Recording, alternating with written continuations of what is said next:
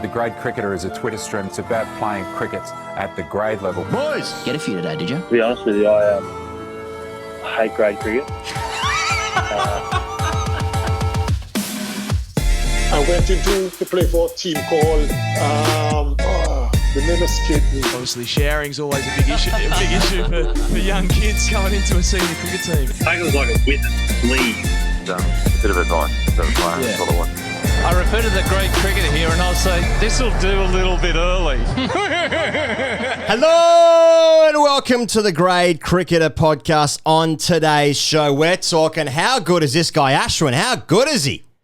How bad is England? How bad is that pitch? That old conversation. Greg Blewett is on the show to tell us all things about Curtly Ambrose, South Africa, circuiting before grade cricket matches, #RCGC. Also involves a phone sex call, humiliation, and cricket all meshed into one. Rahkeem Cornwall doing wonderful things. Australia and South Africa, that sort of follow-up gear. It's all happened on today's show. This episode is brought to you by Budgie Smuggler, as they all are. Use the code CHAMP for free shipping at checkout. budgiesmuggler.com.au. My name is Ian Higgins. Sam Perry sits across from me and I from him. Welcome, Pez.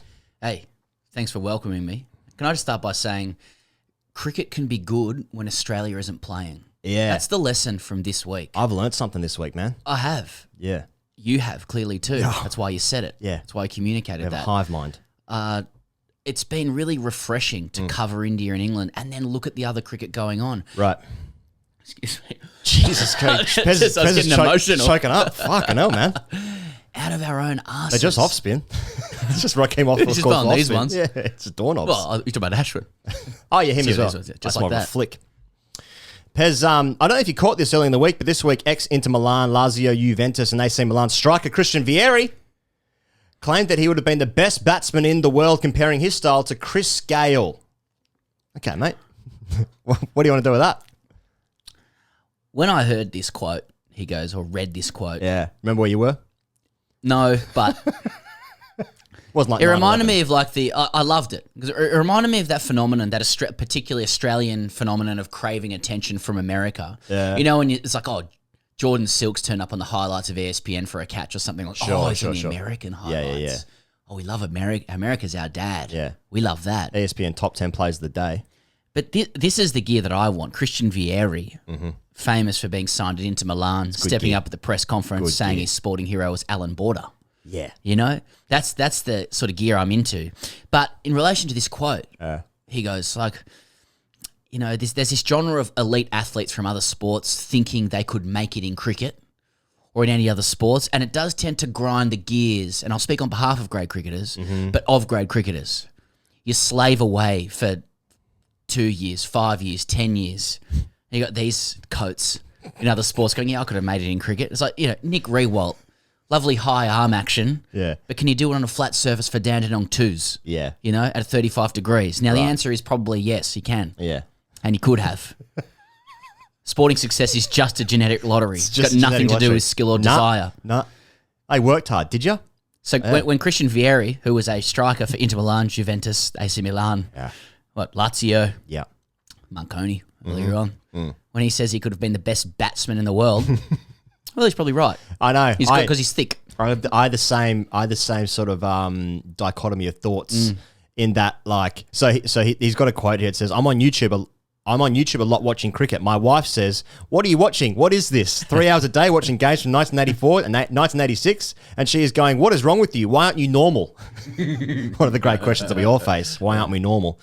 I love ex-players reminding themselves of their childhood and what could have been and that kind of gear. I mean, this is one of the all-time greats of the category of should I go around again? Yeah. Except Christian Vieri has no My Cricket stats to go back on. He just used to watch the game a lot. Well, we caught up with Ben Menenti, who would probably be the skipper of Italy. Yeah, we'd be close. You'd be close, you'd imagine. Yeah. So I wonder if they have been in touch, Ben Menenti and Christian Vieri. Might have to connect them. You know how pro athletes are often good at multiple sports? Yes, Pez? I do. Even cricketers like Mark Waugh was good at 8 different things. Actually, Greg Blewett is on the show. Wonderful golfer, played representative footy. Good tennis player. Reckons his mum played basketball for Australia. That's what he reckons. Yeah, that's what he said. I went to the tennis the other night, Pez, and I was watching Nadal, and I was just looking at him. And I didn't actually watch any of the game. I was watching Nadal for a bit. Of course. And there's nothing like obviously genetically gifted about him, but there's his body can just do things that others cannot, and it's just all part of that thing. So when Vieri says I could have been the best batsman of Australia, I'm kind of inclined to go, yeah, you might have been, even though there is no translation between curling one into top bin for Italy or Marconi, and having a front foot press, getting on and off the front dog. But you can see how he comes to that conclusion, because if he hits top bins for Lazio in the Champions League, he's like, well, I could face both of them. I actually watched. There was highlights of both of them, like 130 something at the Gabba. Good stick. Hair looking good, salad everywhere, fantastic. No helmet, just doing wonderful things. Bruce Reed's bowling 112 k's an hour. Let's just caveat every achievement that's ever happened being like not as good as what I could have been. Okay. Anyway, yeah, good player. Now, Pez. A little thought bubble. Yeah. Sorry. Sometimes I forget we're doing a show. Hey, Pez, on Patreon this week, #AskTDC. Friday's episode 27. We get into some areas as we often like to do on that show. Oh, that's the idea. So what have we got? Bowlers are psychopaths. There was a story about a coat on a boat. That was in reference to Titanic. Yeah, obviously. Someone smashed a wind ball into their crusher's eye. Oh, yeah, that's right. And then, we've been sort of having this longer discussion about the sort of global alpha wars, historic alpha wars, and trying to work out who is the biggest alpha in cricket. As you'd imagine, that's a conversation that's going to take about 3 years to solve, like Carmen San Diego. We haven't even got to Imran Khan yet. Exactly. That's why people should jump on and contribute to this. But we're now getting into the socio-sexual hierarchy about this. Where people are starting to say, well, if you had a full team of alphas, Holding, Bradman in his own way, spectrum way. Wrestling. Yeah, Benno, Chappell, etc., Imran Khan, if you will. Yeah. You might actually need a sigma male, not an alpha male, to alchemize them as a captain. And that's why people are saying perhaps Keith Miller would have been the captain of all. And that people are suggesting Keith Miller was a sigma male. I think he was an absolutely classic fucking alpha. Yeah. But they're the kinds of discussions we have. There's no wrong answers. Well, there are, but it's all in the name of entertainment and avoiding our lives. Also this week we had a few requests on Patreon for laying down the individual tracks of the bangers that often are played during this fair podcast here. We're talking Chop King Cologne. We're talking the Hogpile remix. We're talking Look Good, Play Good, Feel Good. They're all there. They're individual tracks. That's patreon.com/Grey Cricketer. Please do join us there for more of this kind of gear. Pez, India, England. Oh, baby, Rohit Sharma. Let's start with Rohit. He had 161. No, actually, before I say that, now, a lot of people who will be listening to this may not even be aware. We're doing a daily series podcast on the India-England series. That's on YouTube specifically. It's just on YouTube that we're doing it there. You can go check it out. You can search The Grey Cricketer on YouTube. You guys know how to find it. 15 minutes, pretty sort of raucous, I'd say. Just at the end of the day, Pretty so we're delirious. covering every single day as it happens at the end of each day. So, Pez, as we go to air, day 4 is about to start in about 3 or 4 hours' time. England are about to lose or mount one of the greatest comebacks anyone's ever seen since last month when India won at the Gabba, if you recall that. Oh, if India managed to lose it from here, that's a war crime. I mean, that's beyond match fixing. They've won. I can just say it now, unless it rains. But that's how confident I am. It's a mark of respect. If we haven't commented on Dan Lawrence's historic 315 to chase the game. Yep. Usurping Kyle Myers 200 and whatever last week. Anyway, Rohit Sharma hit 161. He hit 80 in the first session of that game and just completely won the game in the first session. Do you want to start with Rohit and then sort of get into like pitch areas and then Ashwin later on? We're going to Rohit first. Rohit Sharma, big thick boy, big thick bat, knew exactly what he was doing. Yeah. Caresses the ball with his railway sleeper. Oh, yeah. Took the game away. Classic aggressive opening bat hand. Yeah. No skittishness to it, just very skillful play from a side that knows how to win in home conditions, as we all have. The guy averages 85 in India. Will already go down in the category for greatest ever ODI player. He's got multiple double hundreds in ODI cricket. Wonderful player. But he's part of the psyche that we have in the West of, he does it in India. A little bit like Ashwin was not that long ago, I feel was, just like, no, they just do that there, so it doesn't count Do you know what I mean? Still happening now. Yeah. You can see the struggle of the Western psyche. So I know you're in a very disciplined manner trying to stick on these players before I'm off the leash on that. But unbelievable player. Yeah. You know, and is very good in home conditions. That is also not a crime. It's the same as David Warner's like, yeah, but what about this weakness they have? It's like, until you're perfect everywhere, I'm not going to give you any credibility. Yeah. Which leaves about 3 players in the world who's worthy of universal respect. Yeah. Yeah, of which I think 2 are probably in India. It's the sort of... There's not many players in the world who open their batting in Test match cricket who can win a game in a session. Now, like in Test match cricket, you famously can lose a game in the first hour. You can't really win a game in the first hour. But Rohit Sharma in this game... Now, Ashwin scored 100 and he's probably going to take 10 for or 15 for in this game. He's going to win man of the match. But I think like the game is done by lunch on day 1 because Rohit Sharma's on 80 off 70-something balls. Everyone knows it's a fucking rager. And it's like, well, England don't have anyone in their arsenal who can do the same thing. And unless Joe Root scores another 120, they aren't going to even stay in the game. So he's actually one of the only batsmen in the world, is my point I'm trying to make very poorly, that he can actually win the game in the first session on day 1 of a Test match. Not many guys can do that. We've been bringing a few football references into the grade cricketer. Mourinho often talks about killing the game. He killed it. Like, he killed the game by half time. Yeah. He killed it in the first 20 minutes. Like, watching cricket in India is a bit like that. Like, there's so much delirium in the crowd last night when England came out to bat, 46 guys under the lid. Like, when Sibley hit a single, it was like an away goal at Galatasaray. Like, silence the crowd. Yeah, you know what I mean? Yeah. From the cacophony of noise. But yeah, like that's the mastery of the England side. Like, of the Indian side, particularly at home. Yeah. He didn't play that way just because he's a bit of a dasher. I feel like India, once they won the toss, they knew exactly what that game was and they knew how it would be won. So, and Sharma just went out and executed that because they have the players who are able to do that. And that's the scary thing about India is that we've always known that they're able to manage a game at home and know exactly what's going to happen. But it's the fact that they're able to do it away now as well, which frightens people. That's exactly it. We'll get onto that, yeah. So let's go into Ashwin now, man. Okay. I mean, what a fucking player this guy is. 5 Test hundreds. Multiple 5-wicket hauls. Third time, what was the record he broke last night? He's now got three times in his career. He's got a 5 for and 100. That's more than Shakib Al Hassan, Benno, Jacques Callis. Yeah. Who's the West Indian guy? Left armour. Sobers. Thank you. That guy, Gary. Yeah. Gary Knight. Yeah, nice Gary Sobers they called him for different reasons. It's just records everywhere. It's unplayable. He's spitting cobras. He's batting 8 and he's scoring hundreds. When it's an unfair pitch. Yeah, when the conversation around the entire game is like, pitch of shit. Yeah, number 8 comes out. That's a road. What do they do to it? What are you guys worried about? Yeah. He's slog sweeping balls out of the foot marks for 6. Yeah. I don't know the superlatives that we haven't already covered in this series online, but fuck me, man. Like, big 4 months for him. Came to the Australia tour because everything's got to go through the prism of Australia, but wasn't saying place in jeopardy, but he only just regained his place. Yeah. He figured out a way, which is what India has done away from home. He's figured out a way to succeed away from home, and now he's just come and he's just spitting cobras and realising the value of that investment. I said this last night, but like, has anyone had a better fucking 4 months than Ashwin?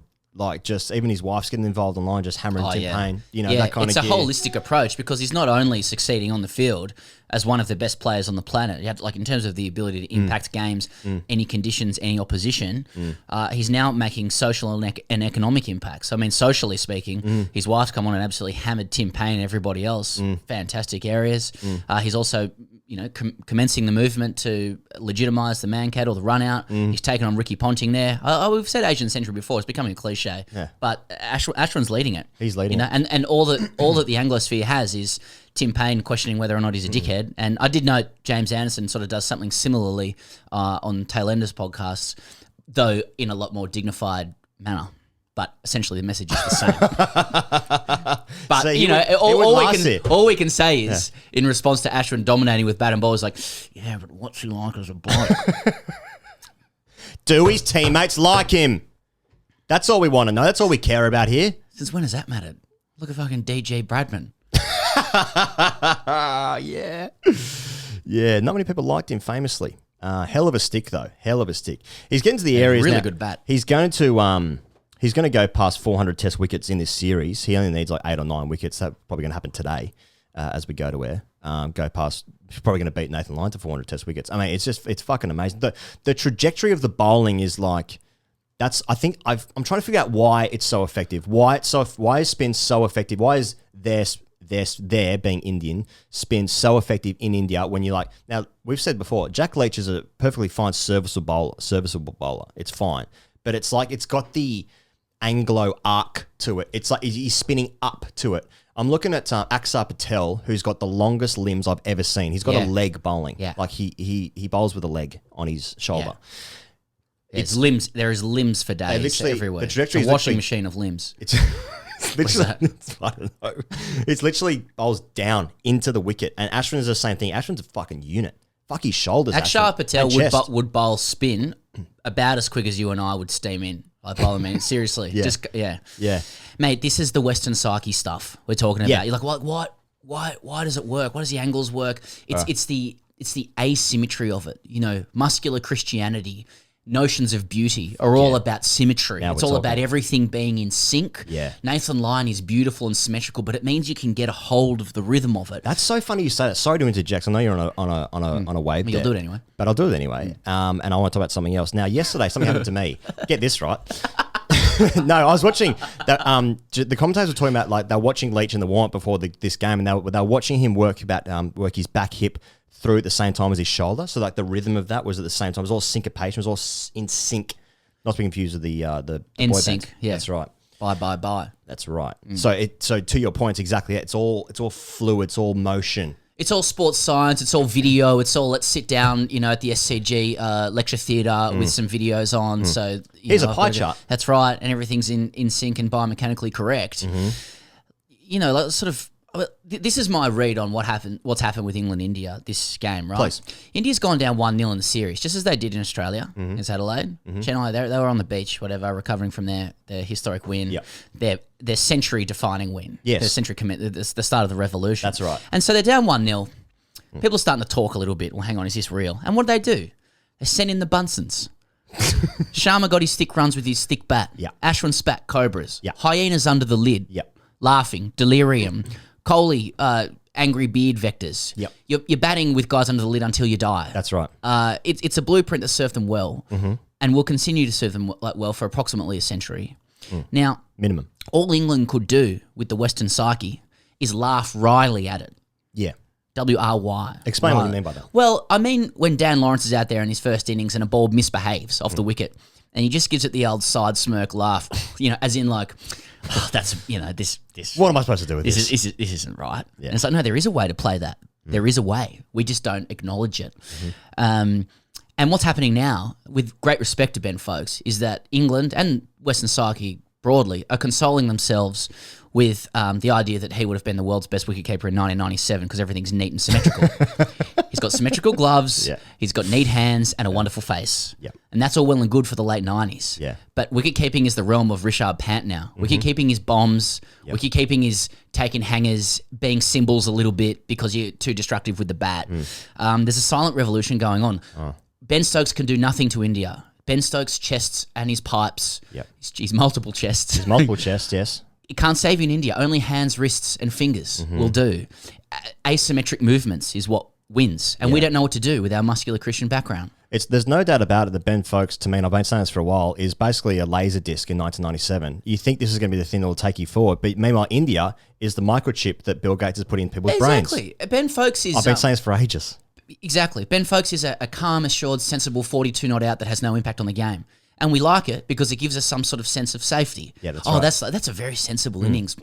And this is really disrespectful. Ben Foakes has actually had a really good game. Really good by game. the way. Averages 46 in Test cricket. Really good game. Really Clearly good game. one of the best keepers in the world, Obviously. if not the best. Yep. Symbols. But that's not my problem. Wrong century, brother.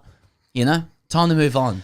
Time for Philippi. That's the question is, how do you beat India now? What do you do? You've got to get asymmetric. You've got to start doing wrist exercises, finger stuff. I wonder if England are having this... Fucking hell. 20 years too late, folks.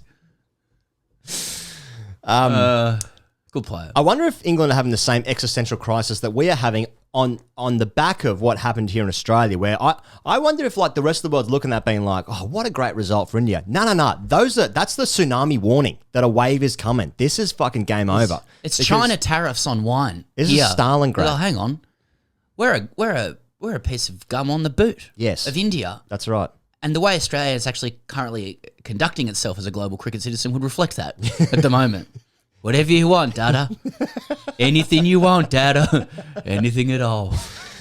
I look at what's really interesting about watching like other teams play is you really do get a sense of like why other teams hate Australia so much. Because this is the way they go about it. Love it. The way they go. Now I'm looking at but at the same time, it's the first time you'll have watched a lot of it is teams play that aren't Australian. Even when I was living in the UK, I watched like the home summer and stuff, and it's all in the background still of like, oh no, Australia, because Australia weren't the best team in the world. They lost the Ashes when I was there, but no, they weren't for about 10 years. We still just thought in our heads. I still have my Steve Waugh poster in my bedroom as a 24-year-old. But it's really interesting. It goes both ways because Ben Stokes is doing handstands, right? And they come up for tea. That's just, I'm waving the white flag. Yeah. We're fucking, we're we're marching towards our death here. We're caught in the rip. Now, if Steve Smith is doing handstands, which I reckon he's not that far away from doing, to be fair, when he's batting, when he leaves the white side off stump. Yeah. If that happened, there'd be riots in the street on George Street outside. There'd be don't know about anti-masks, there'd be the anti-Smith riots in the streets about there's a cunt doing fucking handstands first slip walking onto the field. Don't get me wrong, good laugh. Now, that's not reflective necessarily. I'm putting that Australian lens onto what that reflects onto the field. But at the same time, the umpiring in this test match has obviously not been up to standard. They've made a huge, like really glaring fundamental errors of process. Like, for instance, there was Rahane in the first innings. Jack Leach had him caught off the pad. If you haven't seen it, basically, it was one of those ones where it's a bat pad situation. Misses, but there's a ball balloons up, it kisses the glove. Now, it gets reviewed and the umpire basically doesn't review it all the way, doesn't watch all the footage, and England's out there being like, what the fuck is this? Another one, Rohit Sharma, late on day 2, leaves the ball, clearly doesn't play a shot. LBW would have been out, but said he played a shot. Anyway, the umpiring is like obviously not been up to a test match standard in this game. But the reaction of like the English and team was very dignified. Yes. Especially Joe, very dignified, obviously dismayed, but in no way was there carry on. There was no carry on. There've been about 5 or 6 incidents in the match where you wonder, were it Australia experiencing it? Yeah.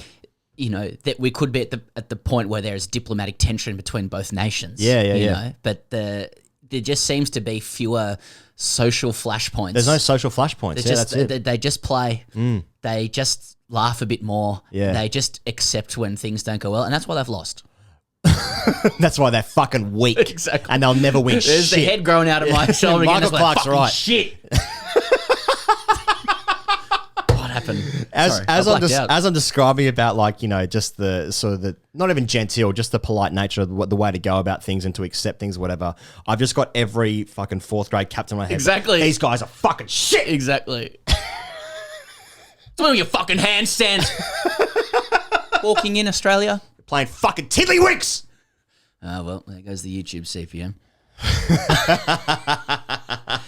Well, the other thing you can do when India's destroying you on their own home patch... What's that, mate? Rather than maybe assess how you might be able to become better at playing spin bowling or work out some of the nuances of the way the ball hits the wicket, sliding across the top, or you can actually just dog whistle pitch unfairness or umpire bias. Of course, yeah. You can do that as well. It's absolute disgrace. Yeah. It's an absolute disgrace the ball behaves like that. I mean, India is able to play it somehow.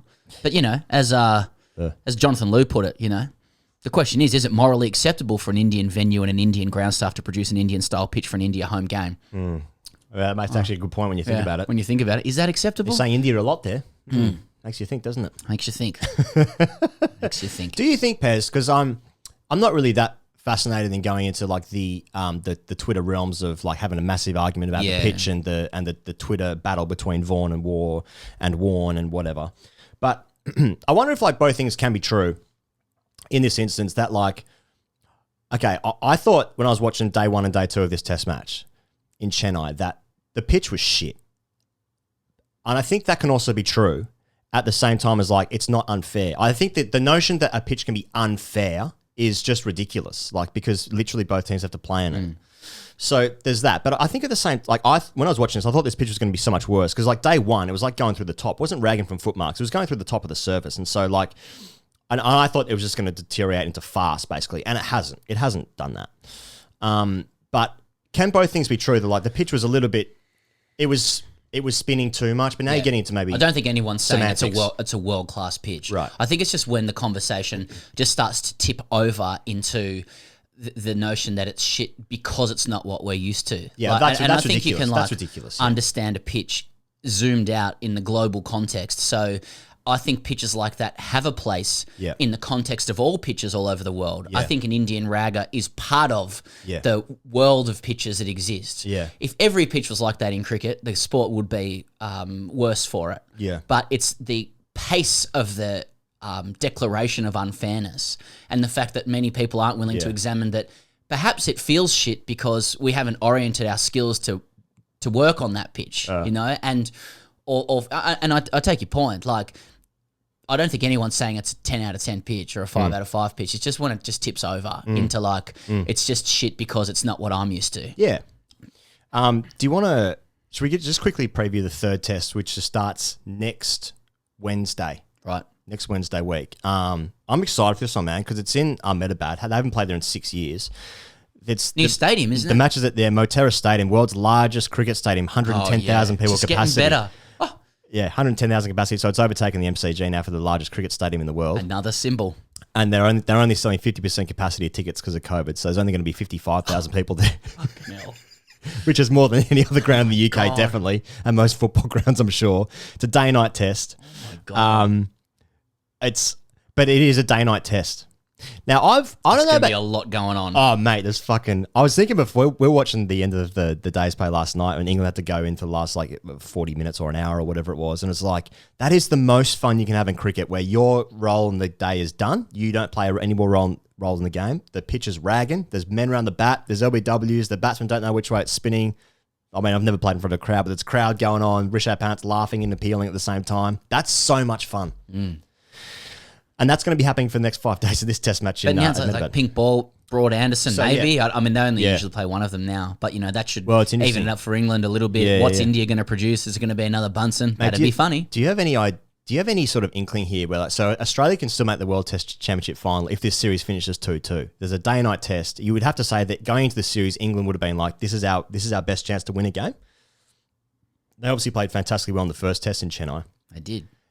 Can they make it 2-1? And then, I've kind of got a bit of... 100% Yeah. hoping Australia somehow. I mean, I cannot countenance an idea where England would perform in a manner that would benefit Australia. Yeah. We've talked about this before. It's Yeah. not in the psyche, No. in the particularly English psyche to do No. that. They'd sooner lose Yeah. than benefit Australia. But yeah, I just pink ball, Broad Anderson. Okay, that's a thing. Maybe something can happen there. Archer will come back. Yeah. But then you do this all the time. You go through India's opposition. You're like, okay, that looks pretty good. I'm looking at England's batting by sheer numbers. It just looks really short. Only Root and Stokes, who averages 37, average more than 35 in tests. Folks averages 46, but he's played limited games so far. And so looks a bit short there. And then I look at who's going to play for India. So Bumrah was rested for this test. He'll probably come back for the pink ball test. And then I'm looking at the lower order for India. Washington Sundar hasn't played this game. Will he play in this pink test? And they'll play maybe Sundar at 7, Ashwin at 8, Axar Patel 9, Bumrah and Ishant 10, 11. He's fucking batting for days and good bowling attack. Yeah. So, When's Jadeja back? Is he out of the series? He's out for the series. Yeah, He's a good player. He's a good player. Yeah. He's the best all rounder. Yeah. Yeah. So they're good. Yeah, India, the BCCI will have to invite England back into the series with a good pitch, They will have to. and yeah. by good I mean Western good. It's actually going to be a drop in from the nursery ground at Lords. Yeah, that's right. It's actually mostly synthetic pitch. The Indian series bingo hasn't been completed until Kohli hits a monster double tongue with his angry beard vectors. Kohli just hasn't won them a game in so long that it's going to happen 8 times in a row. Oh my now. god! Yeah. Well, the whole thing sets it up really beautifully for the return series in England as well. Yeah. You know? Yeah. Can India go and do them over there? When England will be we're preparing- really on our knees. England will be preparing spinning tracks. Just to make it fair for their visitors. Hey Pez, West Indies Bangladesh, mate. This has been a great series, just 2 test series, and it's a great shame that we don't see other teams, we don't see other countries because we don't. Other teams play. Other teams play. Did you know that? And so to catch people up, obviously Kyle Myers and the West Indies chased 395 in the first test last week. 5th highest in test history. 5th highest run Amazing chase. result. Now, in this second test, the West Indies win this by 17 runs. Obviously, the West Indies are decimated because most of their players are playing in this Dubai T10 league where blokes are bowling with backwards caps and there's some other fancy shit going on. Some carnival cricket happening around the world as well that most of those players are playing at. Jason Holder's injured, so the captain of the West Indies and friend of the show, of course. Oh, of course, yeah. He's not playing either. So COVID concerns as well, I think. yeah, okay. All makes sense. But mate, It's their 3rd grade side. I was watching this. I was watching this and I was like, this is real test cricket. You know, when you go to you go traveling, or you used to anyway, and you go to like somewhere slightly off the beaten track, you know, this is real Barcelona or wherever you've been. You know, it's not the And invariably it isn't because you're there. because you're actually in Tasmania. This isn't Barcelona. You know, like if I'm here, this is not the real place. That's the whole exactly. point. Yeah, exactly. Mate, there's just really good players playing for the Test country, and it's just a shame that we don't see more of this. West Indies in this game had a really good lead, then they got rolled for 117 in the 3rd innings, then they bowled Bangladesh out for 213. The West Indies win the series 2-0. First overseas series win since 2017, first in Asian since 2012, blah, blah, blah. Rahkeem Cornwall, though, Pez. Yeah. Player of the match. He took the new ball in each innings, 5 for in the first innings, 4 for in the second, takes the winning catch, and he's massive. He's a big boy. Pretty comprehensive summary, mate, to be honest. And that, I guess that famous image now of about 13 blokes hanging off him as well after he's won the game. How good that circuit and he made that novelty check that he got look really tiny. That check's actually 2 meters big. 2 meters big. I'm in words. He got paid $1,500 for performing that well in a game. Yeah, it's really good, and you know the West Indies, like we're going to talk about Australia and South Africa in a second, but there's a global cricketing citizen. I'm just looking this up, and I noticed Gideon talking about this on his podcast with Pete Lawler as well. But during COVID, the West Indies have gone to England, New Zealand, and Bangladesh. Mm-hmm. The year before that, they went to India to play Afghanistan. Mm-hmm. They played India over there the year before that. The year before that, they went to Sri Lanka and Zimbabwe. So, England aside, Australia have been to none of those places for Test cricket during that period. West Indies have been everywhere, and you know that it's a function of where they sit in the hierarchy because there must be hierarchies. Mm-hmm. But the role they're performing in international cricket is, well, it's we're really lucky to have them, and it would be great if other countries were like that too. I'm right in remembering, aren't I, that they took a 50% pay cut to go to England. You are. And so Godspeed West Indies cricket. Fuck yeah. And also when we spoke to Jason Holder, we're talking about the place of cricket in the West Indies, and they're talking about how a huge reason why they are playing their 3rd grade team is because financially their board is just cooked. Like there's just not the money that there should be available, despite the efforts that these guys are making to go around and play cricket all the world. And it's good cricket as well. It's amazing cricket that more people should see, and more people should know these players as well. Now it's funny so Australia, as an Australian watching cricket as a broad fan, right? You won't know anything about Craig Brathwaite, who's just captained this game, or Joshua Da Silva, Portuguese guy who's wicket keeping for the West Indies. You won't know anything about them because unless they play in your country for like 1 or 2 tests, you know nothing about them. And it's a real shame that they barely come here, every 5 years. We never go there. So you're not learning anything about any other cricket. Now, we haven't been there since 2015. It's ridiculous. Yeah.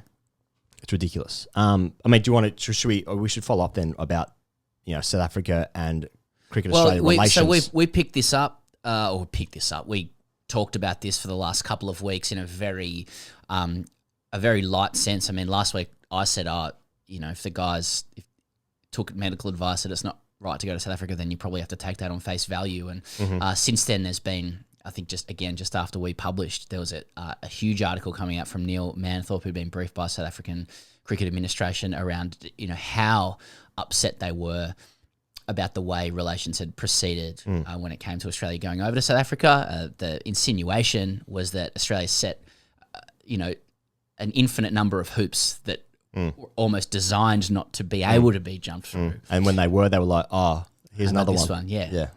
There's that quote around if you want somebody to fail, just continually set them tests that are impossible. That's exactly how the quote goes. And That was Newton, I think. Look, who knows? I think a lot of good judges are essentially accepting Australia at face value when it comes to South Africa. But Gideon Haigh, again, master, wrote a great piece in The Australian a few days ago that zoomed out from it and put it in context.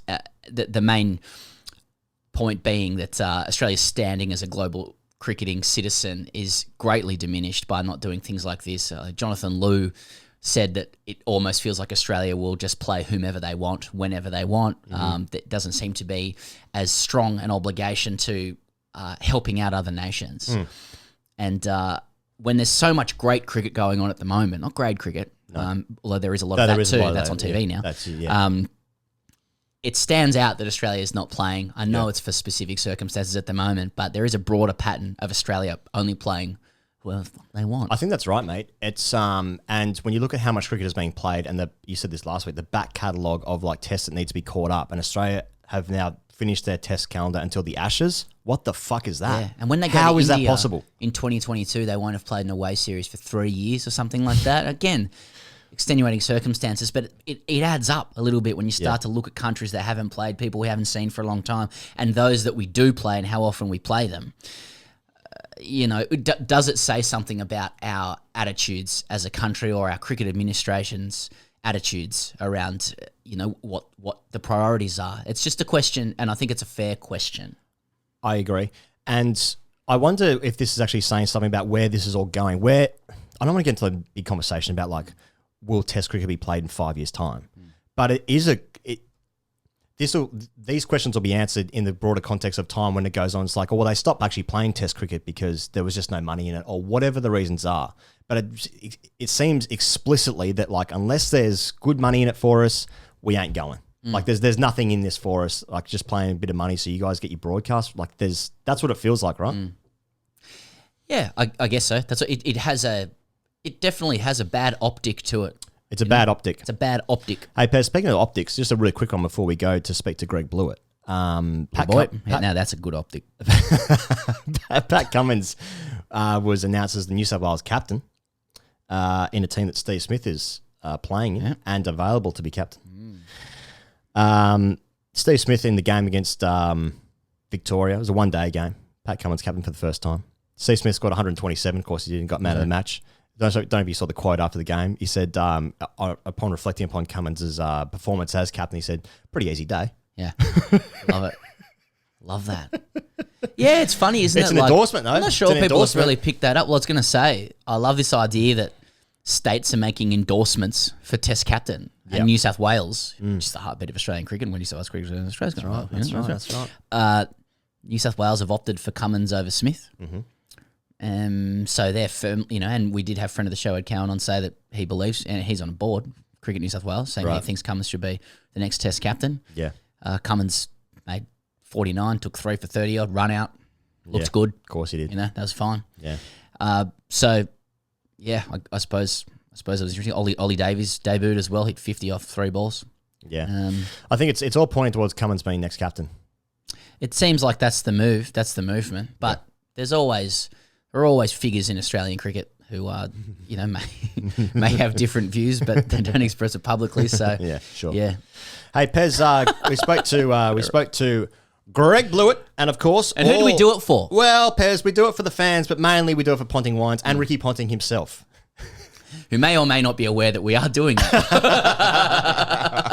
All of our guests this summer are brought to you by Ponting Wines. Use the code GETAFEW for 10% off the price of a case. It's pontingwines.com.au. You know the deal. Delicious drop. pontingwines.com.au. 10% off the price if you use the code GETAFEW. Different way of saying the same thing over and over again. Here he is. Here's the great man, Greg Blewett. Okay, here goes. I think we were talking about this bloke Yeah. Off air and how he kind of came through as a prodigy when we were kids. Oh, yeah. We looked up to him for a lot of reasons. Yeah. And let me say some of the numbers. Please. Let me regale you with some numbers here. Thank you. 46 tests, 2,500 runs there, highest score of 214, 4 tons, 15 50s, 14 wickets, a ton in each of his first 2 tests, 232 first-class matches, 17,352 runs, an average of 44.49, so that's 50. Highest score of 268, 43 tons, 63 50s, 140 wickets, and a best of 5 for 39. Just some words here. Stylish would be my word. Top order bat. Yeah. With a proclivity for the pull shot. Very alpha for the 90s. Sexy little bowler at the faster end of medium pace. Yeah. And that's at a time when it was very in vogue. Sure. Brilliant fieldsman. And pretty good looking rooster. Oh, yeah. If he doesn't mind me objectifying him like that. And so I'm, of course, talking about Greg Blewett. Bluey, welcome to the Grade Cricketer. G'day, boys. Hey, thanks for having me on. I'm a bit nervous, to be honest. I've spoken to a few of your guests that you've had on over the years, and the grilling that they've got is they're still scarred. So I'd love you to go easy on me, but great intro. Thanks, boys. Well, you know, we may as well start that grilling now. Can you name names? Who? Curtly? Yeah, that's right. Yeah. Brad Hodge. Yeah, Curtly. Ian Chappell was still talking about how they used to use the spa and what happened in the spa. Still can't believe you eat that out of him. Brad Hodge, he's a regular, isn't he? Yeah. Hodgie? Oh, he was. Yeah. I think he asked us to stop texting him. I think the last text was, "I'm just not interested." Yeah, and if you do know Shane Watson, let him know. He's welcome on the show. All right, well, Bluey, let's start from the beginning. You know, you played grade cricket when grade cricket was grade cricket. Yeah. Okay, so the last few interviews we've done with people, we've kind of skipped it a little bit because a lot of the guys coming through today, they skip grade cricket. It's a bit of a faux pas to play it. Yeah. You know, you want to get into the systems and blah, blah, blah, blah, get to the top, not really go through that, you know, correct masculine, I guess, introduction, conditioning process. But you played at the right time. So tell us about your relationship to grade cricket. Yeah, well, firstly, my old man played a bit of cricket as well. So he played, about 20 Shield games. He was around that Ian Chappell era. So he was a battler. Dad was a battler. He thought he was Ian Chappell. He was a poor man's Ian Chappell, put it that way. He loved to sledge, but he was pretty shit. He was a left arm ortho who batted a bit, but he was a bit of a grade legend. So he played for, I think, about 3 or 4 grade clubs here in Adelaide, and then he got into coaching. So I basically followed the old man around because we grew up in the Barossa Valley, or I grew up in the Barossa Valley, I should say, and then we moved back down to town when I sort of started high school, and then Dad continued on his coaching, and we first started at East Torrens District Cricket Club, where he was the coach, and then I went to Prospect because he flicked over from East Torrens to Prospect, and then I ended up at Kensington District Cricket Club. So that was my own choice, but I went from East Torrens to Prospect because I basically needed a way to get home from school. So Dad had take me home, but I've copped a bit of flack actually, you know, because I'm involved with the Redbacks and all the guys have looked me up and said, I noticed you played for 3 district cricket clubs, and I was like, you know, you weren't very loyal, but I was just trying to get home from school basically. So that was the reason why I swapped clubs a couple of times, and but great memories. I remember at Kensington District Cricket Club we had one of the War boys, Dean War, coached the Kensington District Cricket Club, and he was captain as well. And it used to piss me off. Every warm-up was exactly the same. And we used to do the triangle as a bit of a fielding warm-up. Your underarm, one to the stumps, and then you pick it up, and then an overarm to another stump, and then back to the keeper. The T drill. But he refused to get stumps, and he used to put his batting gloves down instead of stumps. And I'm like, Dino, please, mate, like, can I bring the stumps? And he's like, no, it's working. So that is one of my memories. But I mean, grade cricket there was a great era when I grew up. Around the scenes in Adelaide. Firstly, you know, following the old man around, and then playing was great. I like it how you described your dad, Louis, as a bit of a battler. Pretty sure he captained South Australia at some point. So he's pretty shit, but left arm orthos, whatever. I want to hit some notes here about how much of a worldie you were growing up. I read that you went to Prince Alfred College in Adelaide in your later years of high school, and you scored school hundreds in years 10, 11 and 12, the only person to ever do that, which is a fair achievement given there's a few decent cricketers that play for that school, including all the Chappell brothers. So at what point did you know you're going to play for Australia? Year 10? I was going to say year 7 when I was dominating up there. I actually played, I was in the Barossa and we were in the Sapsars and I was actually in the team with Darren Lehman. So that's how far we went back. But, I don't know. I'll tell you what, you never really think you're going to play for Australia.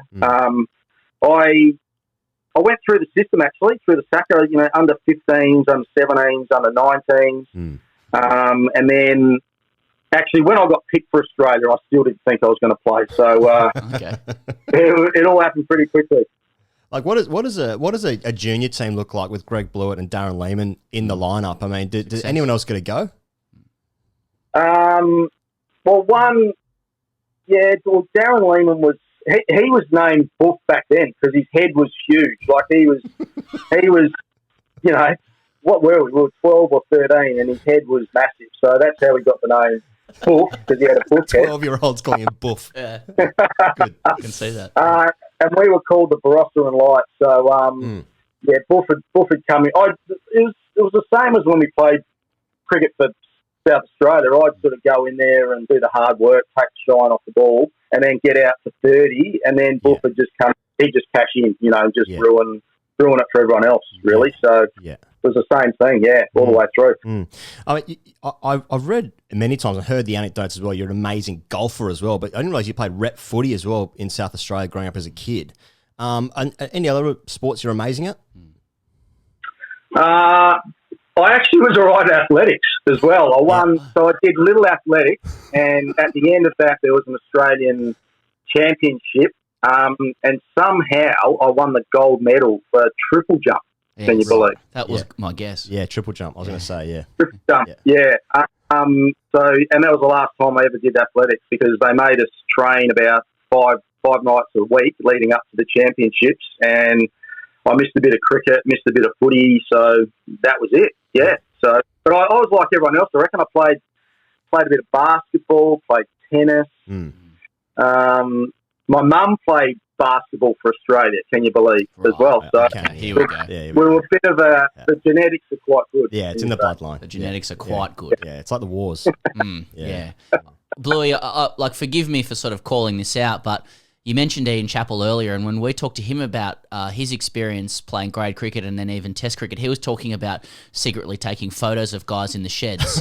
And you have just talked about underarming a ball at a gloves. So, did things clean up in South Australian grade cricket, or could it get a little bit like the Chappell era in the sheds as well? Well, I heard about the way to get rid of the tinea. That tradition kept going, I can guarantee you that.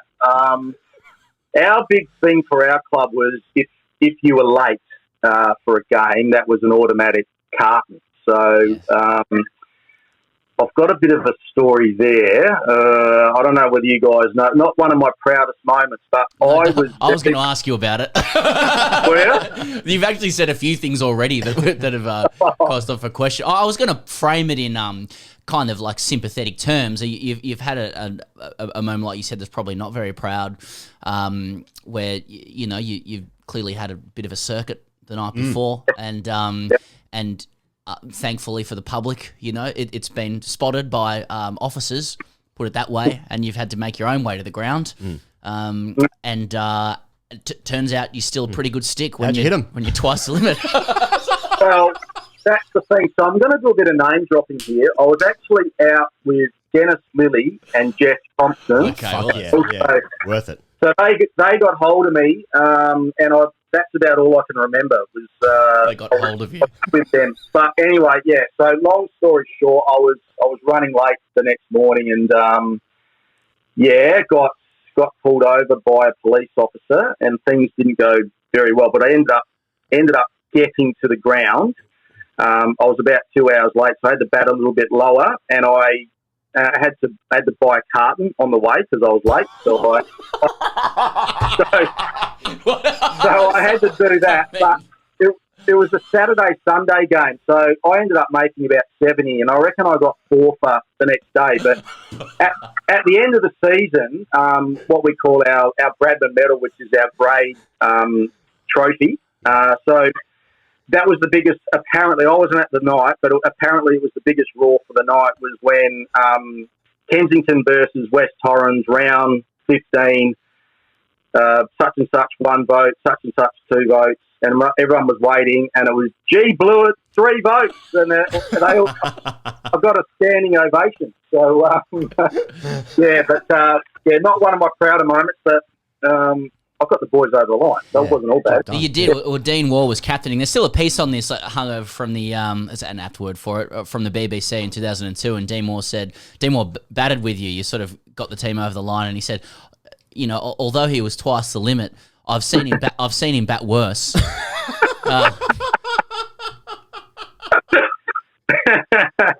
Some people just play better. Some people just play better with the lack of inhibitions. You know what? I don't think I ever batted better hungover, but I reckon I always bowled better hungover. I was, just felt a little bit looser, a little bit less. I was a bit more carefree. The rhythm was better in the run-up. I honestly say that I reckon I bowled better when I was hungover. What about you boys? It's all about the same. I think I had some theories that if I just have a couple of drinks on Friday, but Friday night was the best night of the week to go out. So that was sort of my excuse, and it made no difference really. It was all the same. I still got my front pad blown off. Yeah. Friday night was always the best night because you knew that you weren't really meant to be out. That's what always they're the more dangerous nights, aren't they? When you're not, you should be home. You got cricket the next day. I'll have one more, and then things snowball from there. Yeah, it gets away from you. Maybe this is a good time to segue because there's a great story in your debut test match for Australia. You scored the 100, obviously, but overnight you're 91 not out, and you're debuting with your good friend Peter McIntyre, the great leg spinner, of course, from South Australia as well. And it transpires there that you're 91 not out, first test match. What should we do? Couple of beers. 91 overnight. 91 not out overnight. Couple of beers that night, and all of a sudden, the next morning, Craig McDermott's in hospital. Yeah, well, I was a bit of a thing for routine. So the night before, I went out for a couple of beers, and I was home early. But that sort of era, I felt like, well, a lot of our guys in that era felt like, staying in your hotel room, thinking about the next day wasn't necessarily the best way to go about it. You're better off sort of going out, having a couple of drinks, socialising, not thinking about the game too much, and then just, worry about it when you wake up the next morning. So, the night before I was 91 not out, I remember having a couple of beers out the back of the members, actually. Great spot. Yeah, great spot. Oh, so good. It actually pissed me off some years that I was playing Test cricket. I was rather be out the back with my mates. Yeah. They look like they're having such good time. But anyway, really good time. Yeah. So I just thought, well, 91 not out. What am I going to do? Well, it's obviously worked the night before that I went out and had a couple of beers. Yeah. So I thought I'd do exactly the same. And that's what happened. I reckon I had Damien Fleming hanging off me like a bad smell. That's what happened. But the next morning, there was a bit of commotion the next morning. But anyway, we got there in the end. Yeah. It wasn't long after that, Bluey, that you went on the 95 tour of the West Indies, which at the time was the sort of unofficial World Test Championship at the time. Yeah. And I guess my question about that, you probably think I'm going to ask you about Steve Waugh. I'm not. A few years ago, we spoke to Brendan Julian about this tour. He was on that, and he refused to comment about his performance on the circuit. And I just want to know why. Is it because he was so prolific, no one's allowed to talk about it? Are you able to shed any light on what Brendan Julian's bringing to a Caribbean circuit? Yeah. And while you're at it yourself? Nah, I was rubbish. But BJ was, I'll tell you what he was. He's only just starting to loosen up now and tell us a little bit about what went on behind the doors, because he was a bit unlike Warney. Like, Warney would get to the ground and sort of, the first thing you'd want to talk about was the night before, and what he got up to. Whereas BJ was, if someone had spotted BJ out and if he was, how would you say it, leaving the premises with someone else, or, you'd sort of go, mate, how'd you go last night? Oh, no. Straight home. Early night. But it's only just starting to sort of come out now that BJ was, he was going for it. Yeah. He was, but he would never tell you at the time, which I quite like. He was shy. He was too cool. He was too cool to really sort of let on what he'd been up to. But no, he was good, very good. Yeah. Yep. I suppose while we're in the vicinity, Bluey, it'd be remiss not to ask about that famous spell of Curtly Ambrose to Steve Waugh in Trinidad, third test, 1995. It's David Burnett non-strikers in, but you're next in. And Steve Waugh is, just giving verbals to Curtly. Are you just in the sheds there, just like, mate, can you shut the fuck up? Because I'm going to come in next. Like, can you stop angering Curtly Ambrose, please? No, it's exactly what you're saying. I'm going, what the fuck? What are you doing, mate? What? Firstly, what's this going to achieve? Like, you're only going to egg him on and make him angry, and even more worse is that I'm in next. Yeah. So. Yeah, no, exactly. You hit the nail on the head. Like, what are you doing? So, I don't think I got many either when he came in because he was still angry. But don't know what he was doing. Well, speaking of Curtly, we just saw the anniversary of that wonderful delivery he bowled you in Perth. Yeah. Where it grubbed along the ground. And I think Bill Laurie said terrible pitch, etc. Everybody likes watching it because it's insane. Do you ever just reflect on that delivery and just think, I could have dealt with that differently? Actually, I often get reminded of it. I was actually this is going back now probably about half a dozen years, and I was commentating at the MCG, and I had a toilet break, and I went to the toilet, and there was a bloke next to me. And he pulled his phone out and he goes, Bluey, remember this? And he had it up on his phone, and it was the delivery that Curtly bowling to me at the Wacker. Do I remember it? Yeah, I do, mate. While I was trying to zip up, but I actually had the great pleasure of playing against Curtly in England, and because he never ever spoke to any of us throughout his career, he just sort of give you a bit of a stare, but he'd never open his mouth. And I was playing for this team called Lashings in the UK, which often had, a sprinkling of West Indians through it. And Curtly was playing this day, and I was still scared of him. But he came straight up to me, he goes, Bluey, man, hey, you remember that delivery at the Wacker? Good. So, mate, I'm like, yeah, Curtly, I do remember it. But I also remember that was the second innings. And the first innings, I reckon I made about 14 or 17 or something like that off about 60 deliveries. And after that, I sort of came off, took my pads off, and I had a good hard look in the mirror, and I was just going, mate, what are you doing? So I decided in the next innings that I was just going to take it to them. I was going to, try and go to run a ball, and, because getting 14 off 50 balls was getting us nowhere. And then I copped that first ball. And then I remember listening to Ian Chappell on the replay saying I should have got forward to it. So I don't know. I still don't reckon I can get forward to it now. You famously had a bit of a torrid time in the 90s, not just in Test Bluey, but in first-class cricket too. But, maybe you weren't always to blame. There's a great Robelinda 2 clip. They're all great. But this one's titled Worst LBW Decision Ever, Greg Blewett facing Mushtaq Ahmed, 1999. You're on 89 and you leave a leg spinner that hits you outside off stump and is given out. There's always talk now about umpires and standards, especially this year with the big bash and all that kind of gear. How much better is the umpiring now, though, than back then, do you reckon? It's definitely better. Yeah, definitely better. I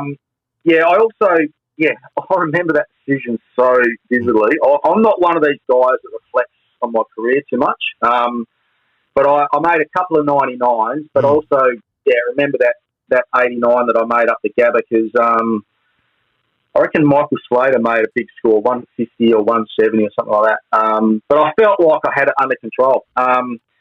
And yeah, just shouldered arms to one that was almost off the pitch. It really was. But I was giving out. But yeah, we could have done with a few referrals back in our time, no doubt about it. But I suppose that's the biggest difference, isn't it? The referrals that the players have got. And we probably wouldn't have got away with some of the decisions that, you know, that we got favourably as well. So different eras for sure. I noticed that when you were giving out the baggy green back in those days, there was no sort of presentation ceremony for giving out baggy greens. You just sort of flung some kit, you know, your jumpers. In a box. That's right. And you were given 2 baggy greens, I believe, on your test debut.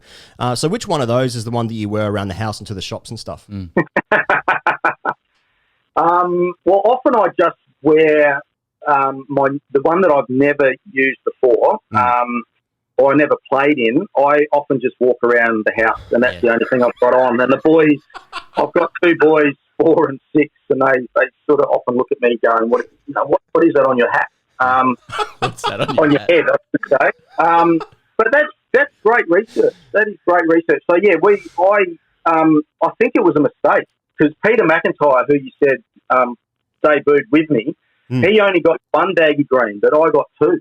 So the second one, which I didn't ever wear, that's hopefully going to get my sons through private school when they get older, because I never wore it. But no, I've got them both tucked away, and they'll luckily, now that I've had the 2 boys, they'll probably get passed down to them. I don't know who's going to get the one that I did actually wear, the one for my 46 test matches, but we'll work that out as we go. Let them compete for it. Yeah.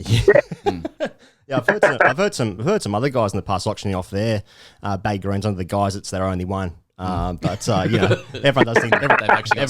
They've actually got 4 or 5 of them in the closet. Yeah, everyone does things differently. But I want to ask you about the great. No doubt the highlight of your career, Bluey. Australia A versus Australia, playing for Australia A. Some of the great memories when Australia's just dominating. When we were basically India, what India are now, with an amazing team and depth. But like batting against like Warner McGrath and that ODI series, you know, Healy up to the stumps. I mean, is there like a severe intensity to that rivalry? Because I was a kid, but I remember it being like, no, everyone's going for Australia A here. Oh, hell yeah. And was that sort of in the air a bit as well? I remember there's a great confrontation of McGrath pushing Hayden. Do you remember that? The SRG, I think it was. So was it? Like, It was a weird push. It was very coordinated. It was a bit weird. It was a bit weird. But like, you know, was there like this sort of intensity in those matches? Yeah, huge intensity. I mean, it was great for us. Like it was a free hit really for us because, you know, we were, you know, the young guns, I suppose, coming through and playing in front of, you know, capacity crowds. But yeah, I remember the Australian team. They were really pissed off because, you know, they obviously travel overseas and go to places, you know, like Pakistan, where they'd get pelted by batteries and stuff like that, and then they'd want to come home and, you know, play in front of a crowd that went for them. But everyone was going for us. So, no, they were great times. It really was. I did feel for those guys a little bit for about 10 seconds, and then I thought about how good a time we were having. But and then the final series was great as well. Like we probably should have won at least one of those games. But you know, to play, Damien Martin was the captain of Australia A, and yeah, they were great times. They really were. Even Merv Hughes played for Australia A, can you believe? Yeah. So, you know, I did feel for the guys in the Australian team a little bit, and I don't think there was any angst towards us. They were just pissed off that everyone was going for us. Speaking of, you know, players, I suppose, that fly under the radar a little bit, I've always been curious watching the commentary. Obviously, James Brayshaw's a great mate of yours, fellow Saka, etc. And he's known around cricket, I suppose, especially with younger people, as a commentator and presenter. And he's very articulate with his ball-by-ball stuff. Very few people know that the bloke averaged 40. He was a fucking gun. And he was a gun bat. Well, why doesn't James Brayshaw talk about his cricket more? And if he can't, will you? No, he was a good cricketer, you're right. And he gave the game away quite early. I reckon he might have been just before his 30th birthday. So, yeah, I think he was pretty clear on where he wanted to go with his career. He was petrified. There's no doubt about it. He didn't like the short pitch bowling. He didn't like the guys that got it above 130k. But he had a bloody good career. Merv Hughes used to absolutely give it to him. But his record against Victoria was unbelievable. And I reckon, his average was, well into the 40s. And I remember him telling me that he reckons that I haven't looked this up, but he reckons his average for South Australia was better than my average for South Australia. So I just give it to him. I said, mate, if you want it, you have it. So I haven't looked into it. But, no, he's a bloody good cricketer, you're right. But he's very humble as well. Like, he's happy not to talk about it. And he's made a bloody good career for himself, hasn't he? So he's had to move to Melbourne. He's, very well entrenched in the media there. He does great work for Triple M and Channel 7, and he's done bloody well. I'm proud of him. I was like, well, we're obviously all Channel 7 colleagues. You would have known we were Channel 7 as well. Yeah. And on that note, Bluey, thanks so much for joining us on the cast finally. Sorry it took so long. And obviously you've done way more research than anybody else, so really appreciate your stories, and no doubt we'll catch up with you soon. Good on you, boys. Thanks very much for having me. Loved it. He goes, you can just feel the little chill of winter around the Australian quarters. Only in Melbourne, really. Probably not in any other state. Mm-hmm. But that means that footy season is upon us. And our great friends at Budgie Smuggler have a great range of footy-themed budgie smugglers. Now, that may not mean too much to our English or Indian brethren or all the other countries that play cricket that we sometimes observe and may listen to this show. But Budgie Smuggler has an amazing rugby league range, NRL range. In particular, they've just released North Sydney Bears Smugglers. Now, that's a very niche reference for this cricket podcast, but I don't care. They've got North Sydney Bears Smugglers, but any other rugby league team that you go for that you may support, you may think players are hot. I know a certain radio station just did a list of the 100 hottest rugby league players. Really? Yeah. In history? All done by blokes, and that's fine. Yeah. Obviously. Is that in history? No, they're just current players. So current players rated zero, from 100 to number 1. It was a countdown. Yep. Rated, and the term was hotness. Okay. Yeah. So that's a broad term. You don't reckon players would have been looking at that? They would have certainly set the cat amongst the pigeons, whatever that fucking means. What? The players are a cat? What's a pigeon there? Who's the pigeon there? Yeah. And what are they attacking and eating? Yeah. That doesn't work. How old were you when Andrew Ettinghausen did his was it a photo shoot he did for like play boy? Yeah, is there a play girl? Cricket? Yeah, inside. How old was Andrew Ettinghausen? How old were you when Andrew Ettinghausen posed nude for inside cricket? For play cricket when he went over to England for inside season. Well, it would have been 1990 or something, 91. So 5 or 6 years old. Sure. What an attractive player he was. Mm-hmm. Would have looked fantastic. I'm sure he does look fantastic in Budgie Smugglers. But if you do get around the footy kind of gear, I'm sure there's a lot of Aussie Rules listeners. There'll be plenty of that. You guys have anything you want, really. Yeah. And whenever you want. Again, if footy is your gear, if you want to design some Premier League stuff and maybe avoid the wrath of the Premier League brand and stuff and make sure you get that kind of approval. Sure. Sure, you can design some Budgie Smugglers around that theme as well. But I just wanted to talk up the NRL range of Budgie Smugglers. And just broadly, again, you can get any accessories or anything, design your own. You know the drill from this Australian-owned, Australian-made small business who has essentially kept the grade cricketer humming along off the back of their business intelligence, but also wonderful people. Yes, we support them, please. Everyone knows that they've been huge supporters of us, and we ask that you support them. Where can we do that, Pez? At budgiesmuggler.com.au. Use the code CHAP for free shipping. Hashtag RCDC. Oh, this is good. Don't normally say it. Oh, there's a couple of belters coming up here, Pez. And thank you to everyone who has written in over the past little while. If you like more of this kind of gear, patreon.com/Grey Cricketer. We do this every single Friday for hashtag RCDC Fridays. Buckle up for these. Pez, this one comes in from Anon. Comrades, anonymity required. Some years ago, I worked on a phone sex chat line. The job was advertised as a one-to-one chat for lonely people, but the call centre was in the basement of a kebab shop in Finsbury Park, so perhaps I should have known better. Finsbury Park, Pez, that's, I want to say North London. It is, just next to Highbury. I used to live near just you. next to it, yep. Back in the day. Yep. On day one, the very first thing I heard on answering the phone was a northern man saying, "Hello, can I wank while we're talking?" And then Can I wank while we're talking? I suppose it leads. Is it? Let us know. No doubt it's wrong. Hello. Can I wank while we're talking? Is that? I'm trying to think of how would Bresnan say that? I call it the Joel Wilson Institute. I call it the Joel Wilson. Hello. Can I wank while we're talking? And then the penny dropped. So not the job I thought I'd sign up for, but it was cash in hand and my coworker had already made me tea, so I thought I might as well stay. Okay, I said to the caller, fire away. He started chatting a lot of very generic filth and I quickly realised that I should be saying encouraging things and making appropriate noises. So I did, and matters reached their inevitable conclusion within a few minutes. I worked the evening shift and shared a desk with a woman of about 70 with almost no hair and maybe 4 teeth. I offer this solely as a description, not a judgment. She went by the unlikely name of Bambi. Sounds like a little bit of judgment. And would drink 4 super strength lagers and smoke 2 joints throughout each shift, but she had a breathy Marilyn Monroe type voice and was therefore very popular with the punters. She taught me 9-card brag, which we played during calls. The calls were all variations on the same theme, so it was easy to multitask while talking customers through their repetitive fantasies.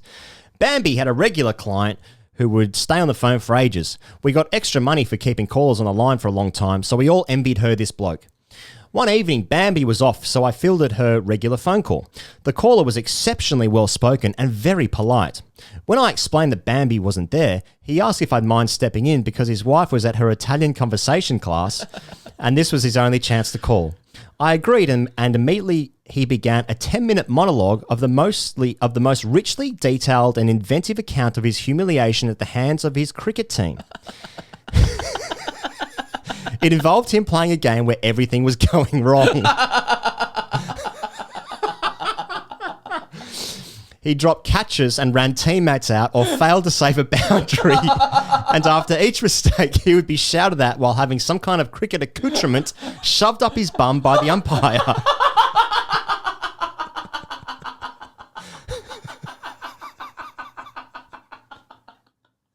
Sometimes quite forcefully and several times over. The whole scenario climaxed, literally, in him being spanked by his captain with a cricket bat while both teams looked on. What was unusual about this wasn't the bum stuff, which is obviously very popular, or even the being humiliated. It was a detail and the poetic way he recounted it that was impressive. He described bat strokes and balls bowled and the troubling state of the wicket with great elegance, and also the precise way stump and bail and box were used to shame him. It certainly confirmed to me the idea that cricket might be the sport with the best riders attached to it. Later, I asked Bambi about it and she said he wasn't the only one into this kind of cricket-related stuff. And for one punter, she'd even gained a rudimentary understanding of LBW in order to add some authenticity to her chat.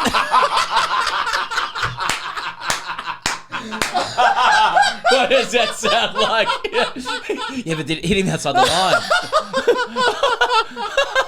Just rock and roll that. You don't have to play shoutouts, though.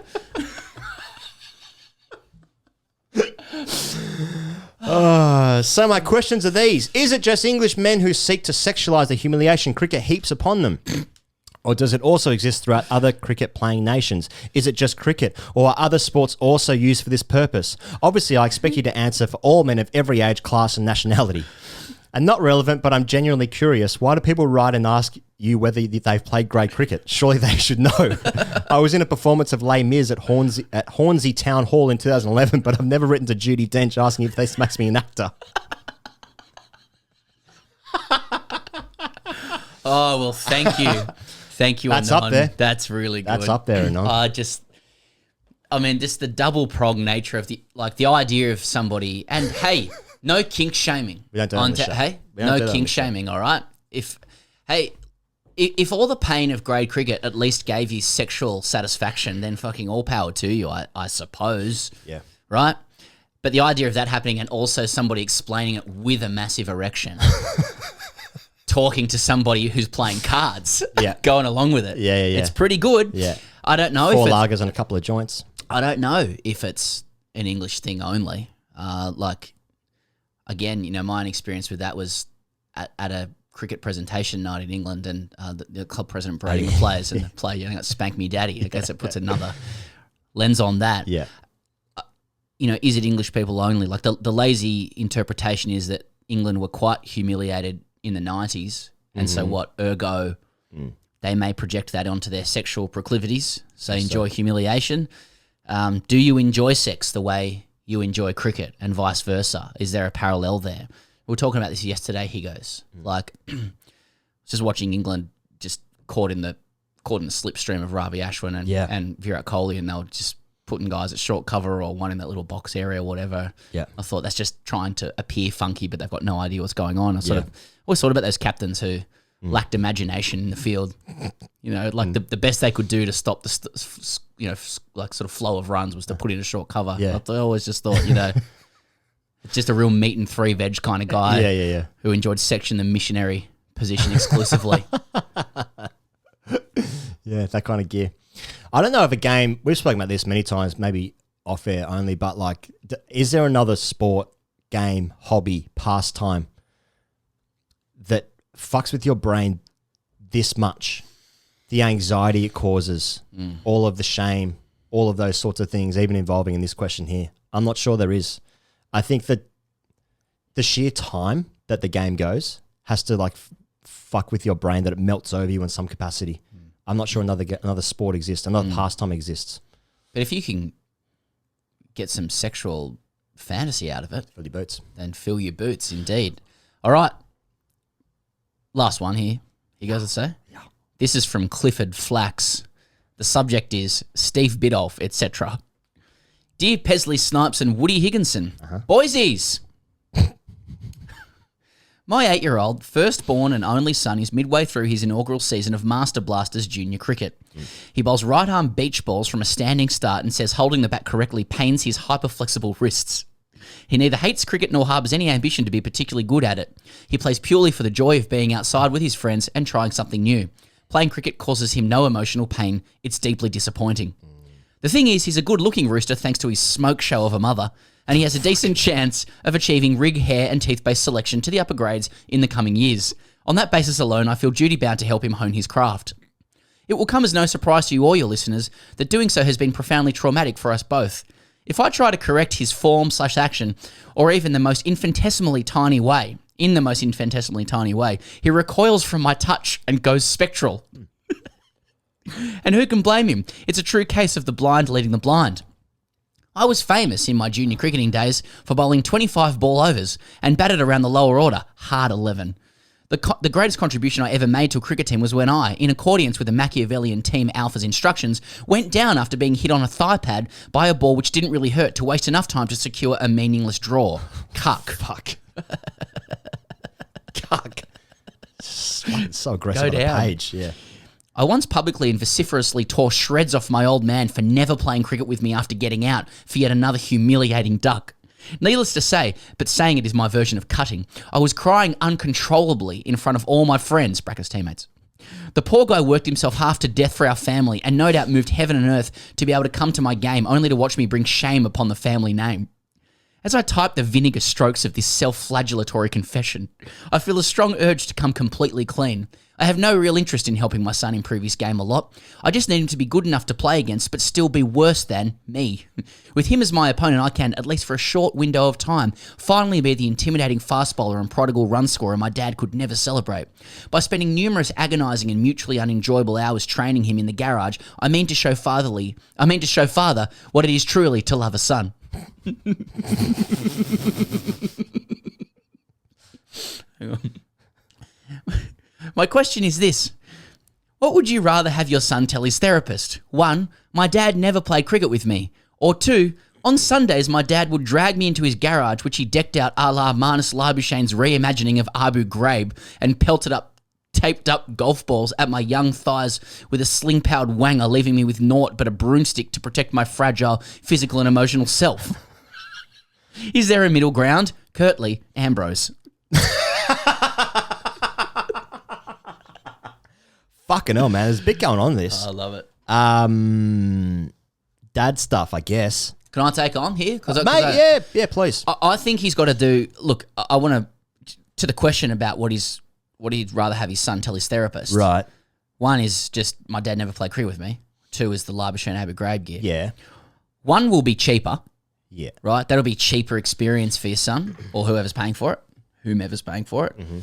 Like I'd imagine therapists these days would actually have a Google Doc as soon as someone comes in saying like, my dad never played cricket with me. Oh, yeah, I know that one. Yep, all right, let's just open that there. Yep, just tell me that. Yep, just, you know, like it's just an Box empirically validated flow chart working towards health and well-being. You know, they've seen it before. It's a tale as old as time, which we can't play for copyright reasons. Yeah.